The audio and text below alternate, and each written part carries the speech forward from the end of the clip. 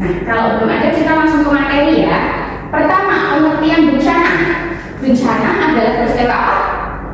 Yang mengancam kehidupan manusia dan lingkungan, baik akibat alam, non-alam maupun perbuatan manusia. Oke, juga itu sudah jelaskan ya pengertian bencana. Bencana itu bisa terjadi karena faktor alam, non-alam, dan juga sosial. Nah, pengertian bencana ini juga diatur dalam Undang-Undang Nomor 24 Tahun 2007 tentang penanggulangan bencana dan Badan Nasional Penanggulangan Bencana. Terjadi akibat fenomena alam dan juga kerentanan masyarakat di wilayah tersebut. Sesuai dengan tujuan kita tadi ya, bahwa risiko bencana ini kaitannya erat juga dengan aktivitas manusia seperti itu. Oke, nah tadi pengertian bencana ada bencana alam, bencana non alam, dan juga bencana sosial. Kalau bencana alam ada yang tahu nggak contohnya apa? Gempa, Terus tanah longsor, terus tsunami, terus puting beliung. Oke, itu contoh-contoh bencana alam. Kemudian ada bencana non alam. Ada yang tahu nggak bencana non alam itu apa? Kebakaran bisa jadi. Kecelakaan pesawat, oke. Wabah penyakit bisa. Oke. Jadi tadi Nada sempat menyebut ada kebakaran. Kebakaran ini nanti bisa jadi dua faktor ya. Bisa karena alam, bisa karena manusia. Kalau yang faktor alam ini bisa terjadi biasanya karena kekeringan terlebih dahulu. Jadi kekeringan hutan kan daunnya kering berguguran ya, itu mengalami gesekan karena panas, nanti itu bisa menyebabkan kebakaran hutan. Nah, kalau yang kedua karena manusia, itu biasanya karena kelalaian.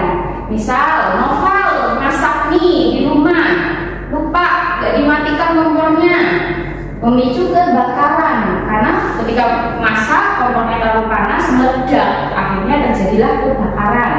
Terus arus listrik pendek, misal Mia lupa nggak cabut HP, ngecas terlalu lama semalaman, bahkan sampai besoknya lagi lupa konslet arus pendek. Nah, itu akhirnya terjadi kebakaran. Jadi terjadi antara dua faktor, bisa jadi faktor manusia dan juga faktor alam. Dan yang terakhir adalah bencana sosial. Bencana sosial ada yang tahu contohnya? Apa itu Bu? Contohnya itu seperti tawuran, terus bentrok, itu adalah bencana sosial. Nah, agar anak-anak semua tahu visualisasi antara ketiga dari pengertian bencana ini, kita tonton videonya terlebih dahulu ya.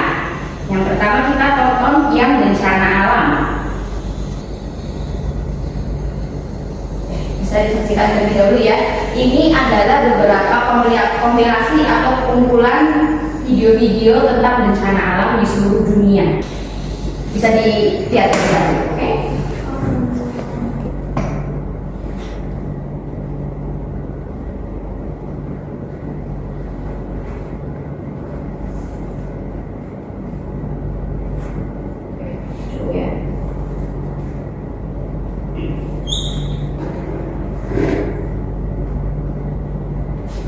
Nah, baik. Tadi kita sudah menyaksikan beberapa contoh atau gambar mengenai maksud Ibu video mengenai bencana alam ya. Nah, sekarang Ibu kasih tunjuk video mengenai bencana sosial. Nah, ini bisa disaksikan ya bencana sosial yang terjadi di Indonesia.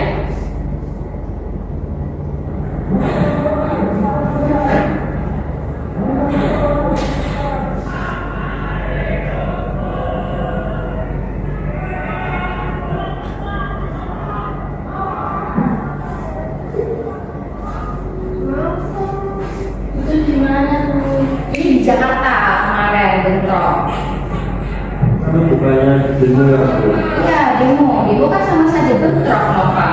Bentrok terjadi antara aparat negara dan juga dengan rakyat sipil. Serem ya Bu ya? Iya, serem.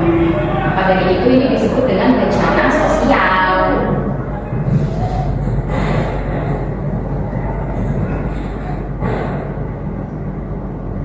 Itu apa biar ditimbalin dulu? Apa coba namanya itu yang ditembakin sama Pak Polisi? Gas air mata. Oke. Nah, kita sudah menyaksikan yang tadi, dibahas dulu ya videonya. Kita sudah menyaksikan video mengenai bencana alam Setelah melihat video tadi, apa sih yang ada di pikiran anak-anak semuanya? Menyeramkan. Menyeramkan. Terus apa lagi? Asik bu. Asik tuh. Tapi kenapa kok asik novel? Tadi lempar-lempar batu asik. Lempar-lempar batu jangan ya. Tadi bencana sosial. Novel belum pernah ikut demo unjuk rasa kan? Belum bu.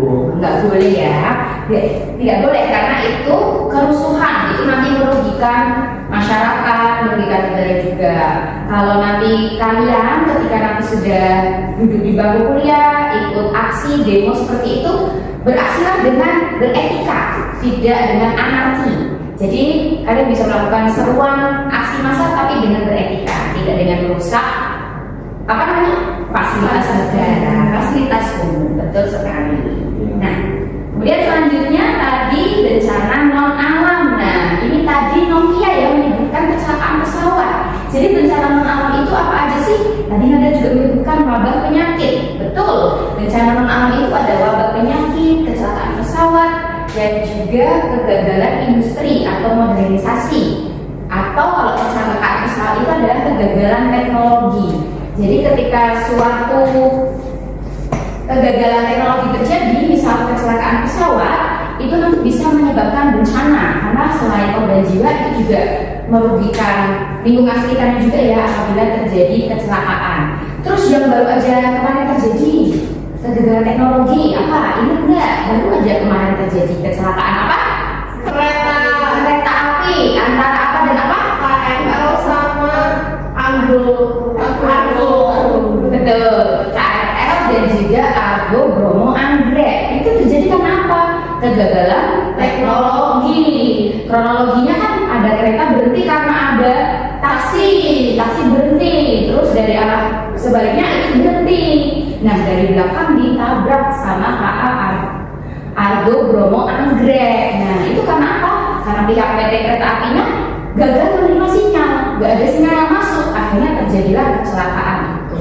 Ya, kita kirim doa untuk para korban yang kita kirim doa untuk para korban yang mengalami insiden kecelakaan di KRL tersebut. Terima kasih. Ada yang mau ditanyakan dulu? Belum ada, oke. Nah, sebelum itu ibu lihat kok ada yang pegang kepala nih. Pusing ini kayaknya pusing, ada yang pegang kepala. Ngantuk masih pagi. Belum jam 10 sudah mengantuk. Belum Oke. sarapan bu. Belum sarapan. Biasanya kalau belum sarapan iya ngantuk. Nanti setelah sarapan makin ngantuk. Ya kebanyakan karbohidrat. Oke, karena Nova sudah mengantuk, teman-teman yang lain sudah mengantuk itu ya. Kita bisa ice breaking terlebih dahulu ya. Ini ice breakingnya kita kaitkan juga dengan materi kita mengenai mitigasi bencana. Nah, nanti ibu akan menyebutkan 3 bencana. Ada banjir, gempa, dan satu lagi banjir, gempa, dan tsunami. Nah, bisa nanti ibu menyebutkan banjir. Nanti teman-teman berdiri terus kalian putar-putar begini. Oke? Nanti bisa ibu menyebutkan tsunami. Nanti kalian pegang kepala terus begini-begini. Oke? Paham? Nah, nanti kalau ibu menyebutkan gempa, nanti teman-teman langsung berdiri, langsung jongkok ke bawah. Oke? Paham ya? Semuanya berdiri terlebih dahulu. Jadi gimana lupa? Kalau ibu menyebutkan banjir, kalian langsung berputar. Oke? Ibu menyebutkan tsunami, kalian pegang kepala langsung gerak kanan kiri. Oke? Kemudian kalau ibu menyebutkan gempa, kalian langsung jongkok ke bawah, tutup kepalanya. Oke? Ya. Oke, paham balik. Ibu mulai ya. Banjir. Lupa. Lagi. Banjir. Oke. Gempa bumi. Ayo, gempa bumi. Oke. Masih gempa bumi. Oke, tsunami. Oke. Gempa bumi lagi. Oke. Banjir. Ayo. Sudah cukup.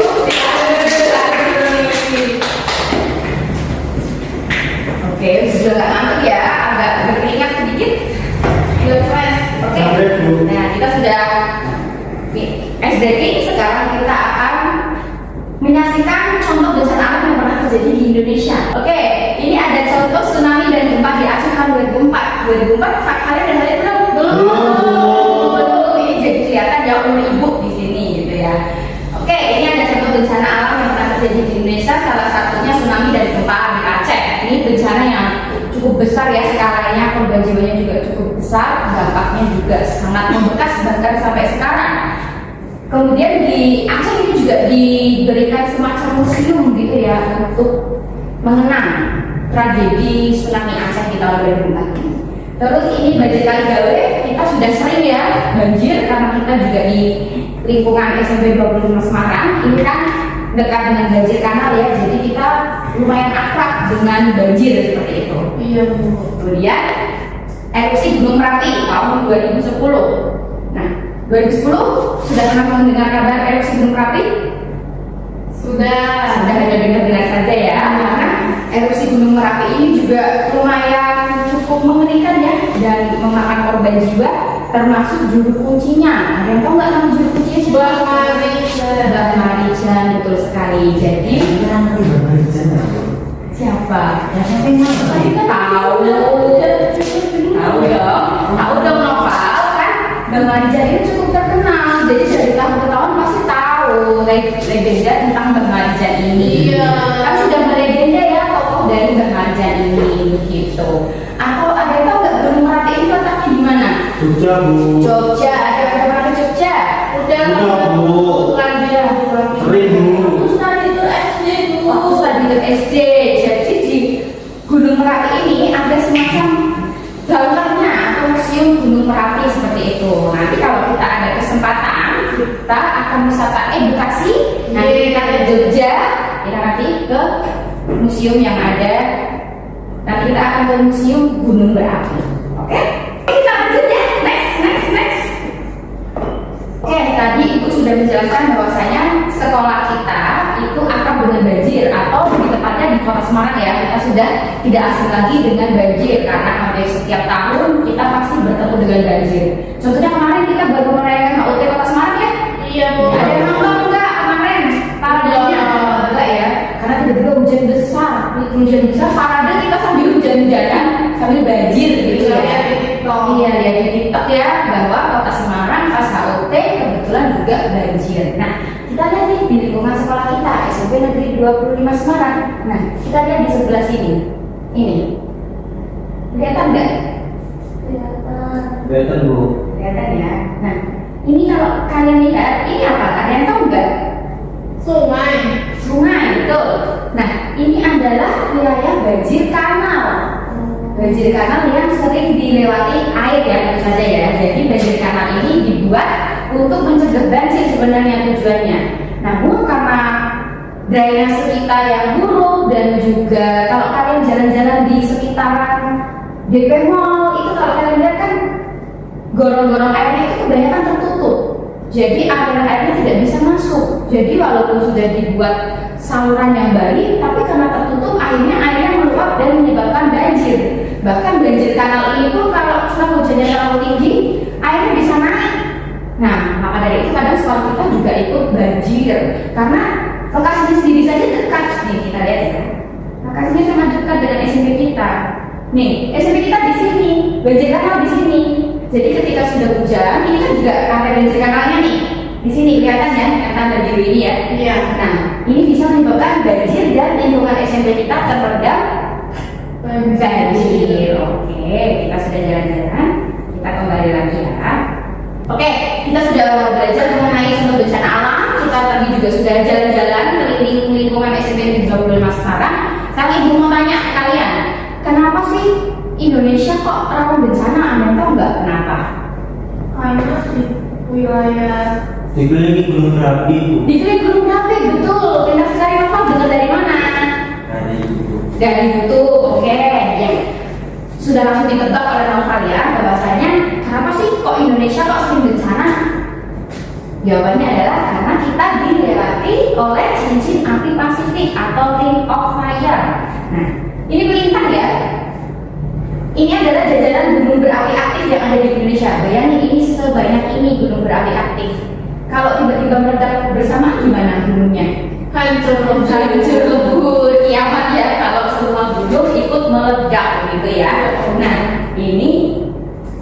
Kita lihat, nah ini adalah ring of fire atau cincin api Pasifik, bentuknya seperti tapal kuda melingkar sepanjang 40.000 km di Samudra Pasifik. Nah, Indonesia ini ikut dilewati nih. Indonesia di tengah. Nah, nanti. Indonesia di sini.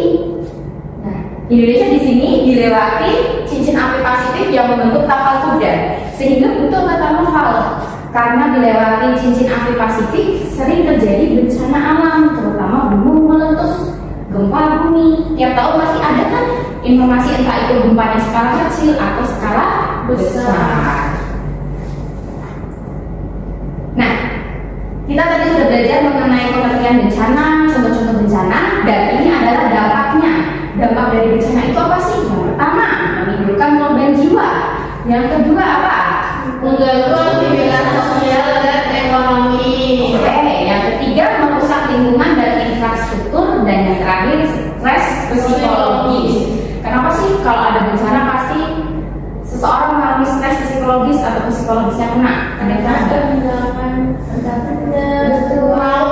betul. Jadi kenapa kok setelah bencana kok mengalami stres psikologis? Karena pertama mengalami kehilangan harta benda, bahkan kehilangan keluarga. Jadi perlu adanya edukasi atau pendidikan lebih lanjut juga dari pihak pemerintah atau masyarakat terkait korban-korban yang mengalami bencana seperti itu, agar mereka tidak mengalami trauma seperti itu ya.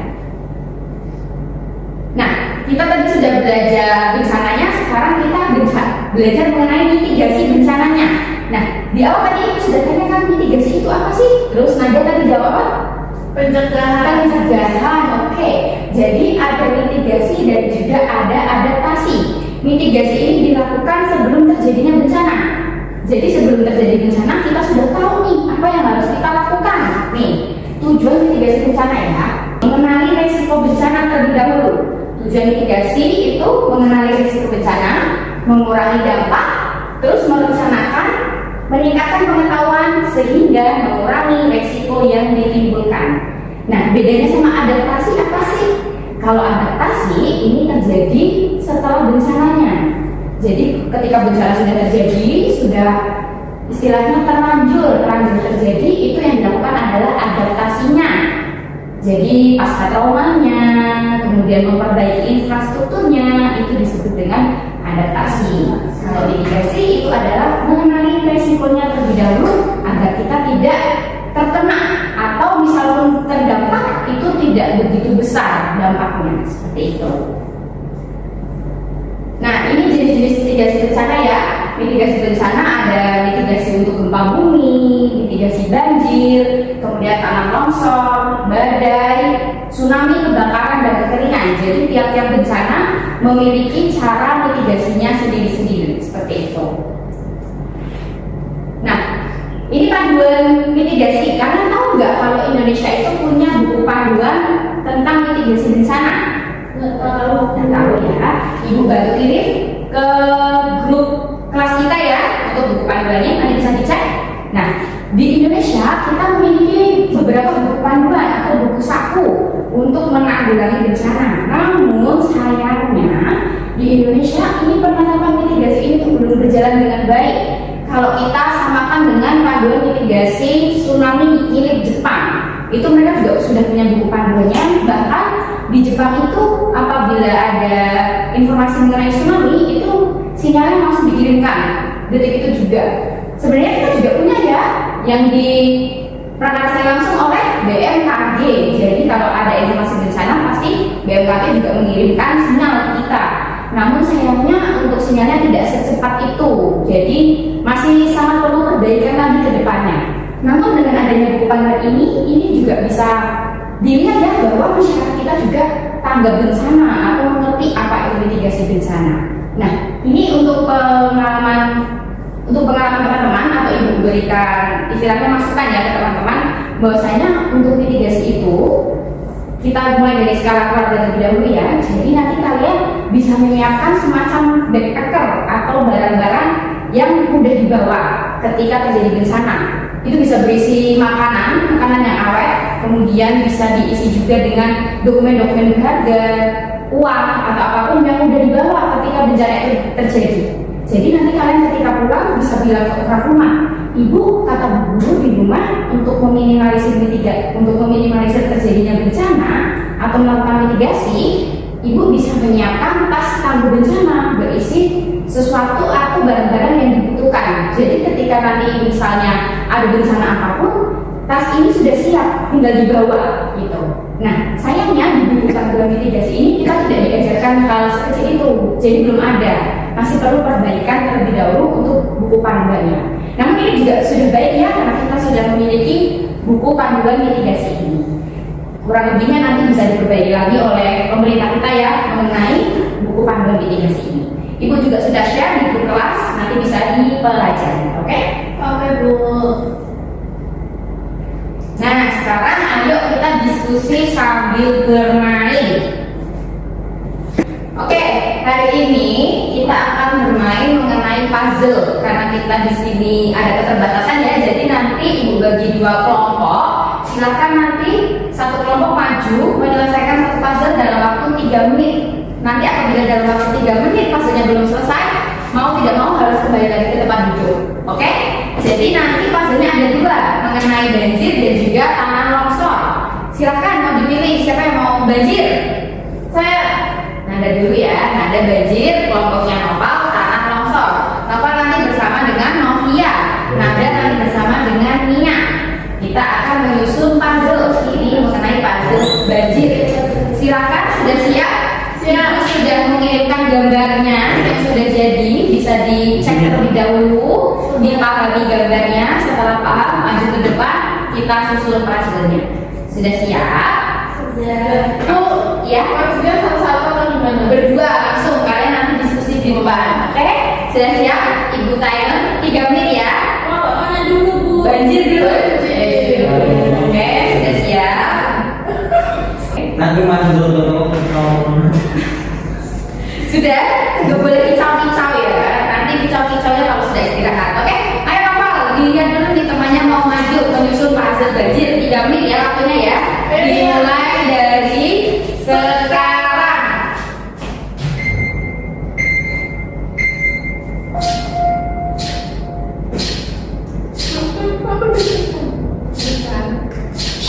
Tiga menit cepet ya. 3 menit bisa lah, selesai lah. Aku nggak mau kalah dari kelompok sebelah Bu. Oke.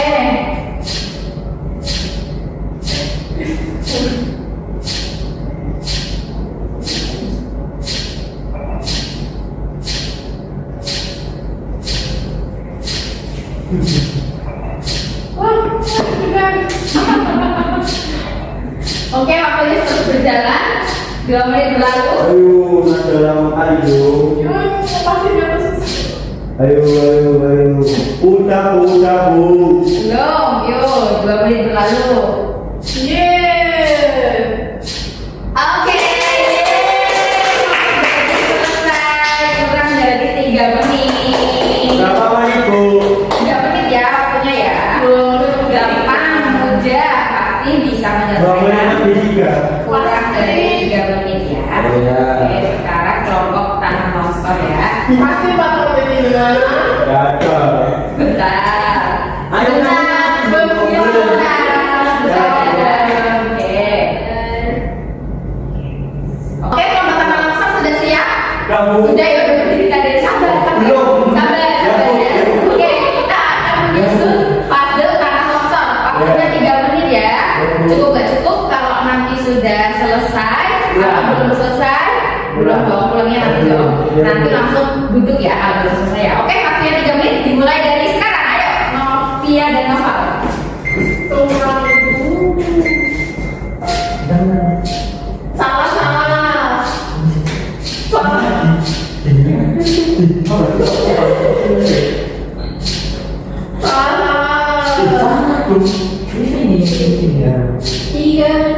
3 menit. Oh, ini naik dong.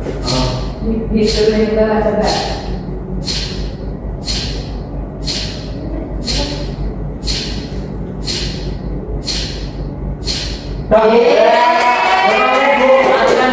Kurang dari 3 menit.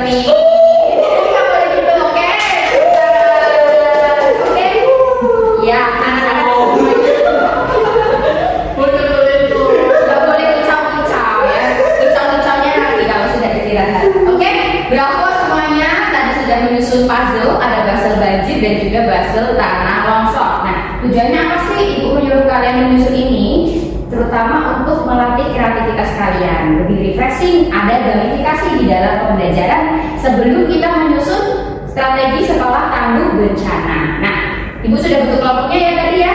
Kelompok nada banjir, kelompok novia, tanah longsor. Nah, sekarang kalian menyusun strategi sekolah tangguh bencana berdasarkan SMP Negeri 25 Semarang berbentuk infografis sederhana. Nanti setelah disusun sesuai dengan tujuan pembelajaran kita SDGs nomor 11, kota dan pemukiman berkelanjutan, disertakan juga dengan teknologi dan konservasi.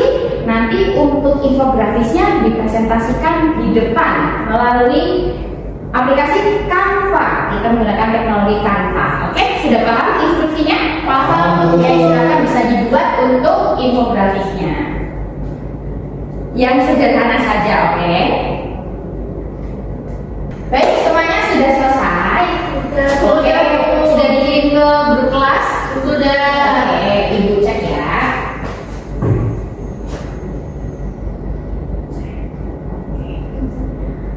Oke, ini untuk infografisnya kelompok mana nih? Saya. Oke, kelompoknya Nada dan Nia boleh maju terlebih dahulu dijelaskan isi infografisnya secara singkat saja. Oh ya. Oke. Oke. Assalamualaikum warahmatullahi wabarakatuh. Waalaikumsalam. Kita dari kelompok 1 mau mempresentasikan hasil infografis kita tentang panduan sekolah tangguh bencana. Di sini ada prasarana aman, itu ada jalur evakuasi untuk keluar dan juga aparat. Kemudian ada perencanaan dan kebijakan.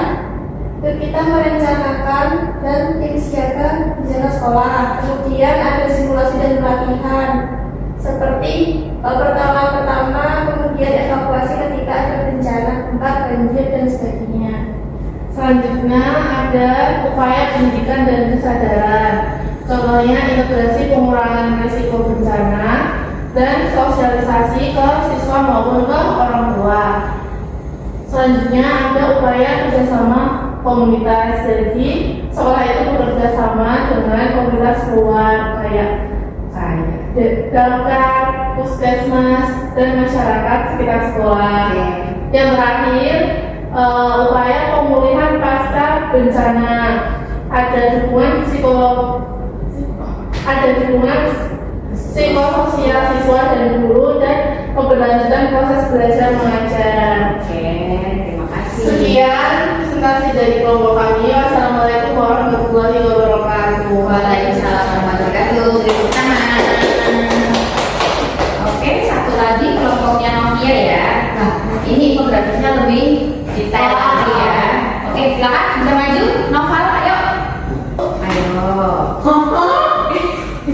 Ayo, ambil begitu ya. Yuk, maju.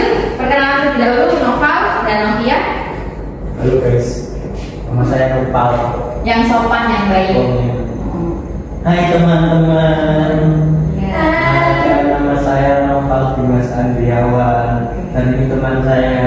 Saya Novia Ramadhani. Mohon izinkan kami untuk mempresentasikan hasil apa namanya infografis saya dan teman saya. Monggo Mbak.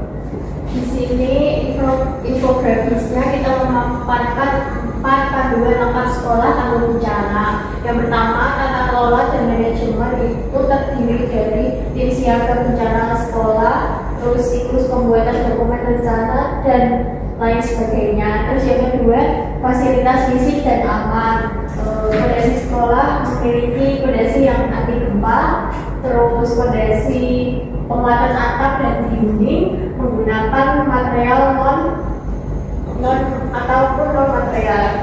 Terus ada jalur peta evakuasi yang jelas juga. Nah, kemudian itu tentang pengetahuan dan keterampilan kita di sekolah harus tahu tentang P3K dasar digital. Yang pertama CPR yang gini-gini dulu. Nah, terus pembantu buka dan manajemen siap. Kemudian ada pemadaman kebakaran menggunakan apa yang disemprot itu. Kemudian ada sikap siaga gempa. Kita harus bersembunyi di bawah meja kalau ketika ada gempa. Kemudian simulasi mandiri yang rutin. Kemudian nomor 4 ada kepedulian dan partisipasi. Jadi keterlibatan seluruh pihak baik dari inilah ya. Kemudian guru dan staf, pelajaran teknis, siswa, orang tua, masyarakat dan BPBD. Sistem peringatan di sekolah harusnya ada wing-wingnya ya. Kalau ada gempa atau bencana alam. Ingat menuju sekolah aman, cerdas dan bertahan.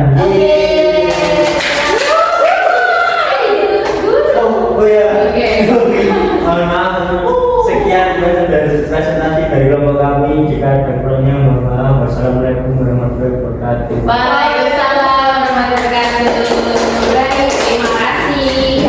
Bagus sekali anak-anak ibu sudah mempresentasikan dan membuat karya atau infografis mengenai sekolah tangguh bencana. Ibu bahas sedikit ya infografisnya.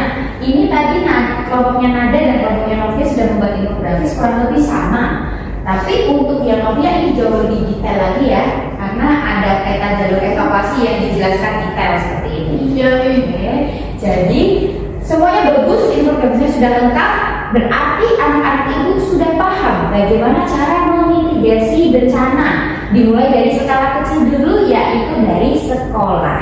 Atau yang lebih kecil lagi sebenarnya dari rumah, ya, dari rumah kemudian di sekolah. Tapi di sekolah kita juga diajarkan bagaimana cara memitigasi sehingga sejalan dengan tujuan SDGs nomor 11, kota dan pemukiman berkelanjutan. Dimulai dari skala yang kecil terlebih dahulu.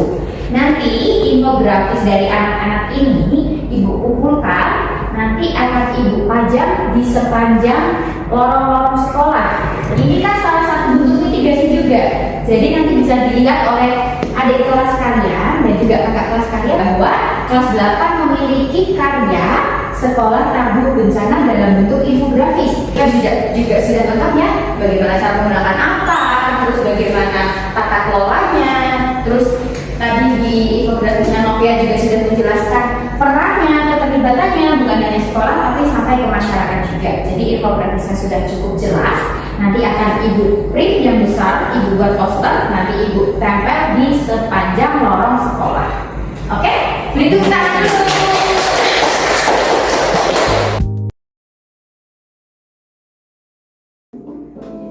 Kita lihat video pembukaan ya.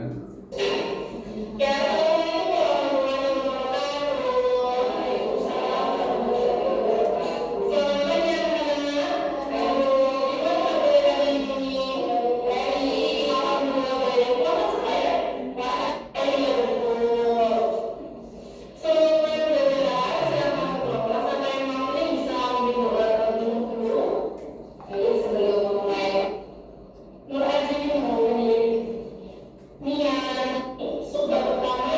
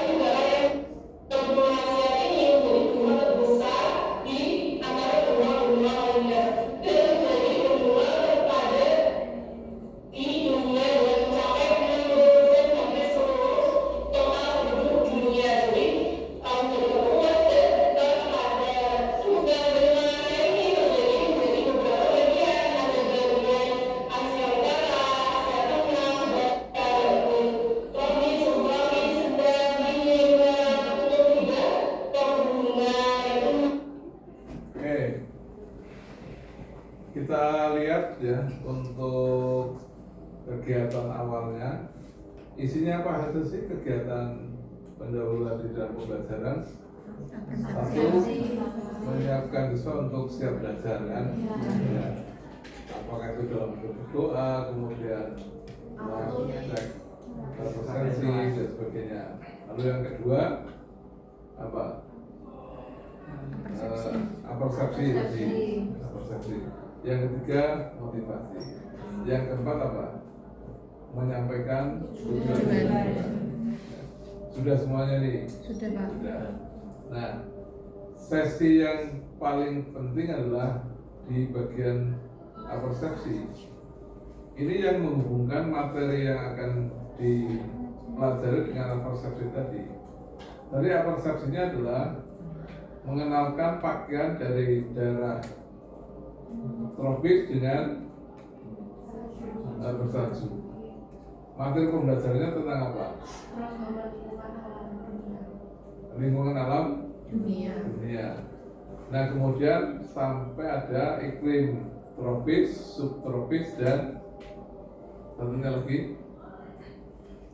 Ini kan ada 3 tadi. Ya, iya. Yang bagian utara itu apa? Kutub. Nah, ya, tadi kategorinya membuat berapa kategori dalam wilayah tadi. Tadi di bagian benua Asia Bapak. Di Asia itu Ada tropis, subtropis, sedang, Mediterranean. ada 4 kan? Iya. Ada 4. Nah, apa yang membedakan ini tadi ya 4 kategori iklim tadi, gitu kan? 4 kategori iklim tadi itu dalam kehidupan manusianya. Nah, itu kan akan mengarah pada kegiatan intinya kan? Kegiatan intinya adalah berupa apa tadi? Siswa atau murid dapat menganalisis keragaman lingkungan alam masyarakat dunia. Nah, mestinya LKPD-nya atau LKM-nya menuju ke situ. Ya. Satu, misalnya ciri-ciri orangnya bagaimana, lingkungan alamnya apa, sumber daya alam yang bisa dimanfaatkan apa. Nah, itu nanti di kegiatan intinya. Tetapi paling tidak sudah dimunculkan di kegiatan pendahuluan tadi, yaitu tadi misalnya tentang cara berpakaian. Hanya saja ya itu belum menggambarkan masyarakat, baru orang itu ya.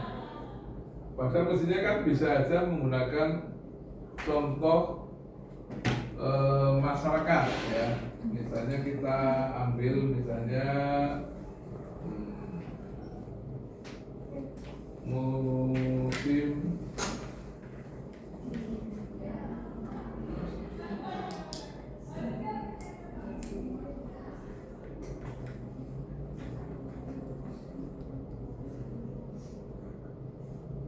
kita lihat image-nya. Nah,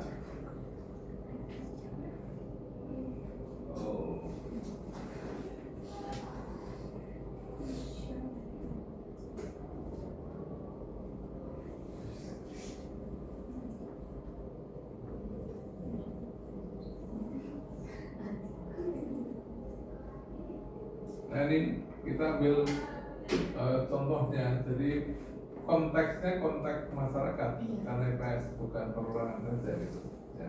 Jadi diambil ya. Kemudian masyarakat di musim sedang ya. Apa ada nih? Oh ada. Nah, beda lagi ya. Terus musim apa lagi tadi? Tropis. Nah, sebelum tropis. Subtropis.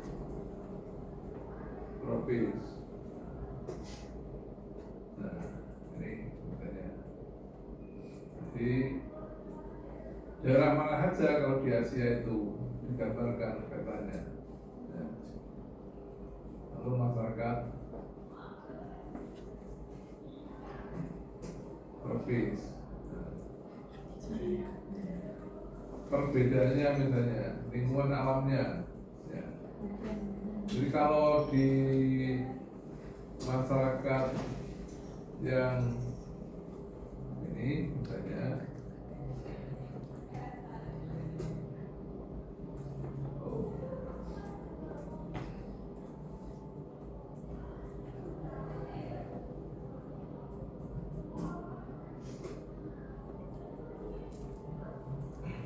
jadi di daerah-daerah yang bermusim salju, maka tanamannya ini, ya,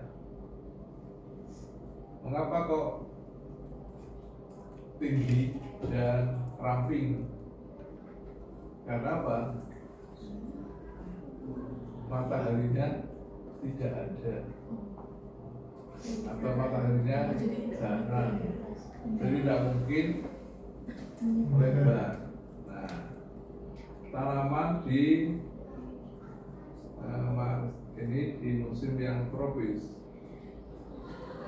bedanya, ya. Jadi memungkinkan apa? Memungkinkan beda nih, walaupun sama-sama kemarau beda, atau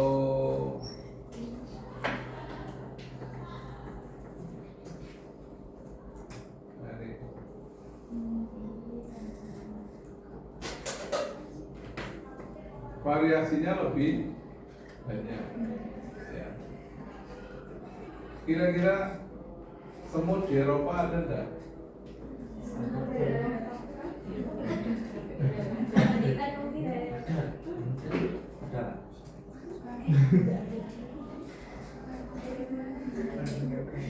Tanaman kacang di Afrika ada enggak? Belum tahu Ya. Jadi ini untuk melihat itu, ya. Ini, nah caranya Anda mencari banyak tahu dulu gitu, ya. Di Afrika tidak ada tanaman kacang, tidak tumbuh, ya. Di Eropa semut kecil tidak ada. Adanya besar, Pak. Emang harus sebut besar? Jadi tidak ada yang apa bikin semut gatal yang di tubuhmu itu tidak ada. Karena apa? Gigit lalu mati. Ya. Maka jumlah tanaman dan jumlah hewan yang paling banyak di mana? Di wilayah tropis. Karena apa? Memungkinkan dia bisa berjemur dan dimungkinkan bisa apa? Masuk air gitu. Tapi di tropis tidak ada bawang putih, karena bawang putih itu hanya hidup di suhu subtropis. Makanya Indonesia impor bawang putih.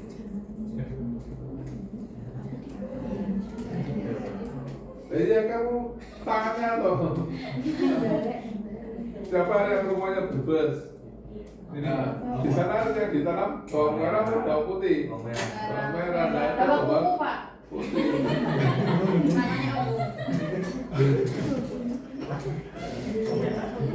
Oke, ini untuk yang video kedua. Stop, sudah stop.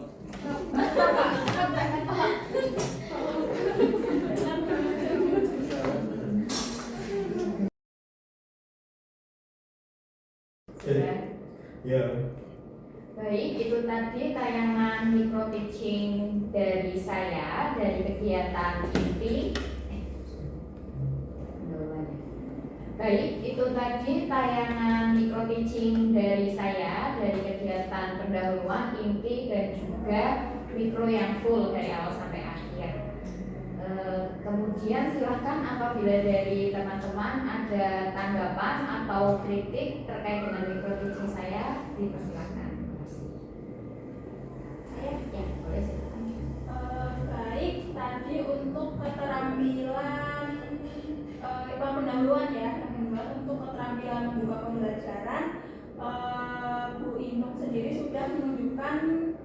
keterampilan pembelajaran yang baik.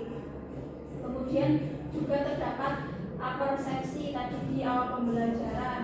Tadi kalau tidak salah tadi banjir dan rob ya itu sudah cukup jelas sehingga murid sendiri tahu arah pembelajarannya mau kemana. Untuk selanjutnya keterampilan di dalam inti pembelajaran tadi, dalam keterampilan menjelaskan sudah sangat baik, artikulasinya sudah bagus, suaranya juga sudah sangat jelas, dan bahasa yang mudah dipahami oleh murid. Kemudian guru juga tadi sudah sangat mampu menghubungkan materi ke kehidupan sehari-hari, sehingga fokus murid tidak terpecah-pecah. Untuk keterampilan bertanya juga tadi sudah cukup baik, terdapat interaksi dua arah antara murid dan juga guru. Kemudian untuk keterampilan memberikan penguatan juga sudah baik, tapi juga kalau tidak salah terdapat ice breathing yang membantu murid untuk semakin memahami materi. Kemudian untuk mungkin di bagian keterampilan penutup, kegiatan penutup itu tadi apakah sudah ada refleksinya? Iya, ini dijawab langsung nggak apa-apa ya? Iya. Kebetulan ketika mikronya saya cek lagi, memang untuk kegiatan refleksi itu ternyata belum diberikan ke siswa. Tapi saya itu sudah bertanya bagaimana pembelajaran hari ini. Namun ketika dilihat memang itu cenderung ke kesimpulan seperti itu. Jadi nanti mungkin apabila ada kesempatan micro teaching lagi di semester depan, nanti bisa lebih saya perhatikan lagi, karena untuk refleksi dan kesimpulan kan sebenarnya berbeda begitu ya. Jadi untuk micro teaching saya memang sepertinya refleksinya belum tampak seperti itu. Seperti itu saja mungkin kritik dan saran dari saya. Baik, terima kasih Maki. Ada lagi? Oh ya Mbak saya. Oke. Oke Mbak, saya akan merefleksi Mbak hasil mikro teaching ya. Jadi pertama tadi pembukaan. Waktu pembukaan menurut saya pembelajaran itu sudah menarik ya. Perhatian siswa itu sejak awal sudah kayak tertarik gitu loh Mbak dengan persepsinya dengan Dewa. Kemudian tujuan pembelajaran juga dijelaskan dengan lebih lantang dan mudah dipahami oleh siswa. Kemudian lanjut ke materinya, penyampaian materinya itu sudah runtut dan penggunaan medianya pembelajaran cukup membantu siswa memahami materi dan interaksi dengan siswanya juga sudah baik. Kemudian saya berharap ke depannya bisa lebih melibatkan seluruh siswa ya Mbak ya, agar partisipasinya itu lebih merata. Tadi saya lihat juga ada beberapa yang fokus dengan HP atau apa gitu, kurang fokus. Kemudian untuk penutup sendiri, sudah bagus karena banyak tadi sudah memberikan rangkuman materi ya dan penguatan kepada siswa. Jadi akan lebih optimal lagi jika ditambahkan refleksi tadi sesuai dengan omongan yang tadi. Jadi itu saja sih menurut saya. Oke, baik, terima kasih untuk saran dan masukannya. Saya izin menanggapi sebentar ya. Untuk refleksi memang ketika dilihat lagi video mikronya itu memang belum tampak. Jadi nanti kedepannya bisa saya pisah ya untuk refleksi dan juga kesimpulan seperti itu. Kemudian tadi Mas Nova terkait interaksi dengan murid, saya juga merasa kurang dalam memperhatikan siswa di dalam kelas karena masih ada yang cenderung bermain handphone atau kurang fokus seperti itu. Nanti itu juga bisa menjadi evaluasi saya ke depannya untuk perbaikan mikro saya ke depannya. Terima kasih, itu saja sekian hasil presentasi mikro teaching saya pada hari ini. Saya akhiri, wassalamualaikum warahmatullahi wabarakatuh. Waalaikumsalam.